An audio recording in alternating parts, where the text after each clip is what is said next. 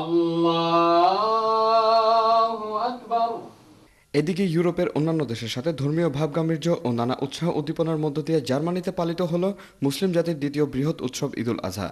ফ্রাঙ্কফুর্টে অবস্থিত Bangladesh Islamic centre বানিজ মসজিদে অনুষ্ঠিত হয় দুটি জামাত। জামাতে প্রবাসী বাংলাদেশিরা ছাড়াও বিভিন্ন দেশের মুসলমানরা সেখানে ঈদের নামাজ পড়তে আসেন। প্রবাসের কর্মব্যস্ততার মধ্যেও কেউ কেউ ছুটি নিয়ে আবার কেউ ঈদের জামাত শেষ করে কাজে ফিরে গিয়ে ঈদের আনন্দ ভাগ করে নিল। আলহামদুলিল্লাহ, আল্লাহ রাব্বুল আলামিন আমাদেরকে তৌফিক দিয়েছেন। আমরা বাংলাদেশি একটা মসজিদে আমরা বাংলাদেশি সব ভাইয়েরা আমরা একত্রিত হয়ে নামাজ আদায় করতে সক্ষম হয়েছি।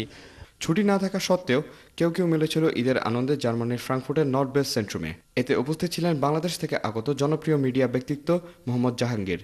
এছাড়াও ছিলেন প্রবাসী লেখক নুরুজ্জামান চৌধুরী। আড্ডা, ঈদের বিভিন্ন খাবার, গান ও কবিতা আবৃত্তির মাধ্যমে তারা ঈদের আনন্দে মেতে ওঠে।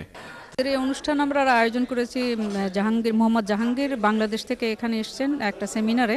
তো ওনাকে আমরা একটা সম্বর্ধনা দেওয়ার চিন্তা অনেক আগের থেকেই করেছিলাম, তো আজকে সেটা করলাম। ফ্রাঙ্কফুর্টে বাংলাদেশিদের এই ঈদ পুনর্মিলনীতে আসতে পেরে আমি অত্যন্ত আনন্দিত। আমার খুব ভালো লাগছে। আমি একটা কাজে এসেছিলাম জার্মানির গোটিনগানে, এখানে একটা সেমিনারে আমার অংশগ্রহণের কথা হয়েছিল। সেটা করে ফ্রাঙ্কফুর্টে আমার কিছু বন্ধুবান্ধব আছে, তাদের সঙ্গে দেখা হবে। আমিও এটাকে একটা বড় সুযোগ হিসেবে নিয়েছি এবং খুব আনন্দ পেলাম। রিপোর্টটি পাঠিয়েছেন জার্মানি থেকে আমাদের বিশেষ প্রতিনিধি হাবিবুর রহমান হেলাল। ইউরোপের অন্যান্য দেশের সাথে জার্মানিতেও উদযাপিত হয়েছে ঈদুল আজহা। ফ্র্যাঙ্কফুর্টে অবস্থিত বাংলাদেশ ইসলামিক সেন্টার মসজিদে অনুষ্ঠিত হয় দুটি জামাত।